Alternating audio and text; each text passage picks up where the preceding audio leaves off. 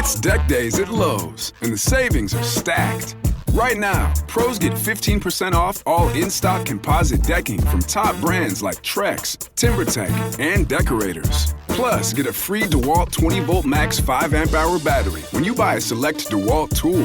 The deck's stacked in your favor with brands pros trust. Our best lineup is here at Lowe's. Valid through 4/22 while supplies last. Selection varies by location. Atheists, agnostics, long-haired weirdos, short-haired weirdos. Welcome to Politics, guys. I'm Trey Orndorff, a political scientist at Oklahoma Christian University, and I'm joined by Ken Katkin, a professor of law at Chase Law School, for our ongoing series on the Federalist Papers. Ken, welcome to the Federalist Papers. Yeah, it's great to be back. I think we have picked the best things. I'm not going to lie, and I'm not just making a Trump joke, but I do think, we started this off with the Constitution, and that was so well received, and we had so much fun that we decided, okay, look, we're going to move on. So Justin and I do ideologies now, and you and I are doing the Federalist Papers, and it's great. And so what we've done is so far we've made it through the first 8 Federalist Papers, and I want to remind listeners, if you take a look in the show notes, you can also go in for more details there from my Substack, where I go into even more details. If you want to get to the links of the things that Ken and I are being talked about, if you want to get to the actual articles themselves, you can do that there in the show notes for the Substack. So today, we're going to be taking on Federalist Papers number 9 and number 10. So we got a Hamilton in number 9, and then we might have maybe the most famous of the Madison's papers, do you think, is in number 10, or at least it's up there? Definitely one of the most famous, and I think it's also the first one, right? We haven't had a Madison paper yet. Yeah, and so we'll have to explore Madison a little bit, because he's got a different he approaches this a little bit different than, say, did Jay or Hamilton. But let's start with number 9 with Hamilton, and Hamilton, he opens 9. These are going to be kind of, if you kind of just sum these two up, in some ways you might say, you might think these are bad things about union, but actually it's a benefit. They're taking these criticisms and flipping them into a good thing. Don't you think that's kind of the way to sum up 9, 10? Yeah, 10, which is as you said, one of the most famous ones, and Madison's first appearance, it's a lot easier to read than 9. So we're starting with 9, but I think, not only does 9, it does do what you said, but that actually means, like, it's a course that has a lot of prerequisites, because, you need to know something about ancient Greek history, ancient Roman history. You need to know about Montesquieu's ideas about political theory, like, because Hamilton he only quotes it for 4 paragraphs or whatever directly, as he puts Hamilton it, because it's kind of interesting. Responding to these counter arguments that critics, that the Anti-Federalists have made based on these sources. So he's talking a lot about these sources, and it's just hard to read Federalist number 9 without having some knowledge of the sources he's talking about. And that's why we're here. Yep. Whereas Federalist number 10, I think, actually does make the same arguments that Federalist number 9 makes, but Madison just straightforwardly makes them as affirmative arguments and not really as responses to other people's arguments. Yeah, so let's dig into some of the things you kind of need to know to understand 9, because Hamilton starts off with the assumption, I think stronger than any other ones we've read, that you are going to be familiar with who we now call the anti-federalist arguments against the Constitution. It is the most explicit. I'm assuming you know this. And he even says, I trust America will be the broad and solid foundation of the edifice, not less magnificent, which will be equally paramount monuments than their error. In other words, we're going to be doing all these really cool things. And the cool problem is we're going to be big.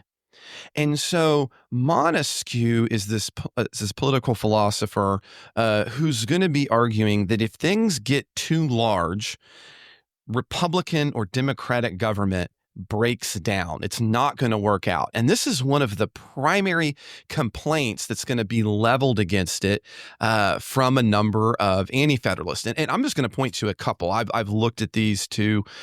So Sentinel letter number 1 and the Federal Farmer in both his second and his third letter, they're getting at these questions. They've been arguing that, well, as Sentinel says in his first letter, A republican or a free government can only exist where the people are virtuous and where property is pretty equally divided. In such a government, the people are sovereign, and the sense or opinion is the criterion of every public measure. So you need to be small enough that government and the people are identical. And what Hamilton and the framers are proposing is quite the opposite of that, right? They're proposing that we need to have this really large country. And so they're going to have been quoting Montesquieu saying, it's not going to work out. And so that's what he gets into here in 9, right? So what's his response to that, Ken? Like, so what does Madison tell us then? Okay, well, you've heard this, but yeah. Well, one thing which is kind of a technical argument that he makes is he says, Montesquieu has actually given us some population numbers and he's given us like lines and said anything that gets bigger than this, isn't going to work. And so Hamilton points out that Virginia, Massachusetts, Pennsylvania, New York, North Carolina, and Georgia are already bigger than what Montesquieu said would be too big of a polity to work. So one thing that Hamilton says is we have actual data on this question. It may be true that, people who live in Buffalo, New York are, a couple days horse ride away from New York City, but nonetheless, New York State is working as a republic, and you say it works. Right. Yeah, meaning to the anti-federalists. Yeah, to the anti-federalists. Yeah, you say that that's a workable unit of government. I think Virginia probably was geographically the biggest of those states, and people way out in, like Wise, Virginia, or Pound, Virginia, near the Kentucky line, near southeast Kentucky. They were probably several days horse ride away from Richmond, which was the capital, and a lot of that state was populated. And so again, he's kind of pointing out, we have actual data about large states with large geographic territory and large corporations. And according to Montesquieu, these would be too big to be governments. But even according to the anti-federalists, these are perfectly good governments. So he sort of starts out by saying there's an arbitrariness. If you're going to rely on Montesquieu, you should break up some of the states we already had. And if you're not going to rely on the numbers that Montesquieu is talking about, then why not think that even bigger numbers could work? So, yeah. Well, and he brings up, and it's kind of cute from my point of view, he basically says, hey, and also remember, political science has advanced since Montesquieu, friends, right? I hope that we now know that, unlike the Greeks and others, we can get a little bit bigger. There's more popular systems of government that we can take a look at. So he makes kind of this technical scientific argument too, to go say, look, I get what you're saying, but he's not the final word. There's more recent data. There's more recent science that we can take a look at. Yeah, and actually, before he gets to Montesquieu, he starts with the Greeks and the Italians, and I think he doesn't get all into the details of it, but I think he's assuming his readers would know that both Athens and Sparta claimed to be democracies, but they had the Peloponnesian Wars against each other, and in Italy you had Rome, which claimed to be a republic, and it went ahead and conquered the Etruscans and the Latians and all these other people on the Italian peninsula. And so the anti-federalists are sort of saying that's what democracy leads to. If you have a democracy or a republic, the people are just gonna want to be expansionist and militarist and go take what they can from other people, and you're better off with a monarch that can keep a lid on that. But Hamilton argues that if anything, the problem with the ancient Greek states and the ancient Italian states was that they were too small, and that once say the Roman Republic actually did tame all of the Italian peninsula, then all of the Italians were Romans, and they all had rights and everything like that. Yeah, I mean, the way he puts it, he takes this criticism and he says explicitly, there's going to be one new thing that's going to make free civil governments better, and that is the enlargement of the orbit within which such systems are to resolve. In other words, we need it to be bigger to be successful. He's going to take that criticism and now he's going to flip it. And that's where he starts bringing in Montesquieu. You're right. Yeah. And then to get back into your political science argument, he does give some examples of what he thinks, the great advances in political science since the days of the Romans and the Greeks. He says now we know about separation of powers. We know about checks and balances. We know about an independent judiciary. We know about popular elections. all of these are things that strengthen a democracy that the Romans and Greeks didn't have. And so with these kind of safeguards in place, we have a much better capacity to operate an extended republic than the ancients did. So good, so good, so good. Spring styles are at Nordstrom Rack stores now, and they're up to 60% off. Stock up and save on Rag & Bone, Madewell, Vince, All Saints, and more of your favorites. How did I not know Rack has Adidas? Why do we rack? For the hottest deals. Just so many good brands. Join the Nordy Club to unlock exclusive discounts, shop new arrivals first, and more. Plus, buy online and pick up at your favorite Rack store for free. Great brands, great prices. That's why you rack. Pepsi Prebiotic Cola in original and cherry vanilla. That Pepsi taste you love with no artificial sweeteners and 3 grams of prebiotic fiber. Pepsi Prebiotic Cola. Unbelievably Pepsi.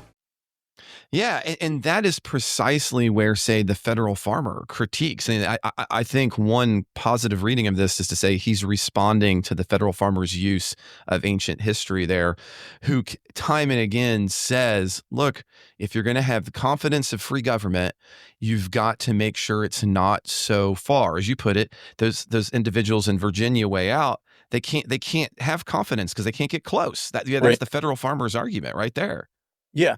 And so that's where he brings in political science and says, well, if we actually do have governments that have separation of powers, that have an independent judiciary, that have checks and balances, that have popular elections, then the people even way out in Western Virginia are going to be able to maintain reasonable democratic representation in the government in Richmond, and they won't just be oppressed by the people from the capitals or whatever. But not only did they get Montesquieu wrong on that point, he then has the second point of Montesquieu where he says, also, friends, you forgot another important element, and that was Montesquieu also argued for what he called a confederated republic. And he says that's what we're really doing here. And that's where we're going to have a bunch of smaller states joining into a larger one. And that one can be just as free.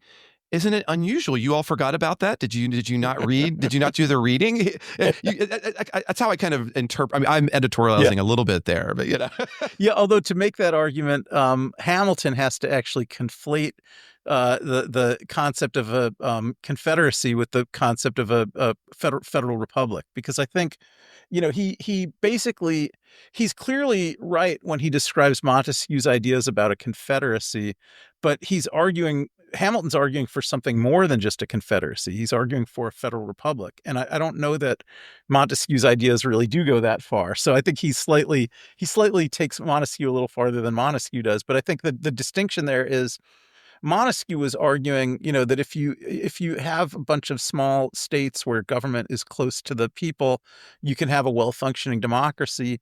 And then if those states form a confederacy with each other, where essentially all of the internal governance of each state is left to the government of the states, but that they're just going to cooperate on a few things like coordinating national defense or coordinating free trade, then Montesquieu definitely does argue that's better than not having a confederacy. But Hamilton, he's taking it a step further because the thing, I think the line that Montesquieu would draw, in a confederacy, each state participates as a state. Their citizens aren't participating directly, so we might think of something like the United Nations, which we're in now, as being the kind of thing Montesquieu is saying. It's better to have the United Nations than not to have the United Nations. Or maybe even like early versions of the EU. Yeah, earlier versions of the EU. I mean, now you do have European Parliament and European Commission, but I think the concept of a confederation, and it's really what the Confederate States of America were trying to go for in the Civil War, was that the states would be member states, but that the individuals who lived in those states would really only be citizens of their state. Like the way we're really only citizens of the United States. We're not citizens of the United Nations, but the United States participates in the United Nations. We are citizens of the United States. We're not citizens of NATO, but the United States participates in NATO. And so I think that was the kind of concept of a confederacy. But Hamilton does argue that there's nothing about that concept that prohibits either having proportional representation or having privity between the citizens and the federal government. So I think those are the two innovations that our Constitution has, right? That we are actually citizens of a state, and we're also citizens of the United States, and we have proportional representation, at least in the House of Representatives and in the Electoral College, where the larger states have more representation than the smaller states in proportion to their population. And so the anti-federalists are saying that both representation by states with one vote per state is kind of the hallmark of a confederacy, and this U.S. Constitution is going to go much farther than that. It's going to create privity between the citizens of states and the government of the United States, and it's also going to allow for some proportional representation. And Montesquieu really, I think, can't be cited very much in favor of those extensions of his idea of a confederacy, but Hamilton just looks for other examples. And he says, well, in the ancient Lycian confederacy, there were 23 cities, and the big cities got 3 votes, and the middle cities got 2 votes, and the small cities got 1 vote. So there are ancient concepts of confederacies that had some form of proportionate representation. And he also says that there's actually nothing about the concept of a confederacy that prevents the confederacy from engaging in direct governance of the people. So Hamilton does make those arguments sort of as defensive arguments there. Before we continue, though, Ken, I'm going to pause us right there because that brings us to the end of our ad-supported preview of the midweek show. So if you want to get all of the supporters exclusive show, including this right here, where Ken and I are going through the Federalist Papers, you're not just going to get this. You're also going to get all of our previous papers. You're going to have access to everything that Justin and I do and all the other hosts as well. So to do that, head down into the show notes and become a supporter. Or if you want to do it the old school way, you can head to politicsguys.com/support. So again, head down to the show notes or to politicsguys.com/support and become a supporter of the Politics Guys today. Get the rest of this show and all of that back. And there's so many other things you get as well. You get access to our Discord group where we've been talking about these things in detail, and I've really loved that. So if you're interested, please head to politicsguys.com/support or the show notes. If you're not in a financial position to do that at the moment, please reach out to us at mail@politicsguys.com so that we can work something out. As always, it's helpful if you subscribe, rate, and review. If you would please share this or any other episode that you find useful, we would deeply appreciate it. The executive producers of the Politics Guys are Wilma Moreno, Daniel Toe, Ryan Beasley, Don Oglesby, Derek Schmidt, Dakota Heath, Jason Chrysler, Dave Dean, Jeremy Larson, Brian Matza, Jody Marie Miller, and Sean Fugit. We'll be back with a full episode this weekend that you know and love. I hope you'll join us then.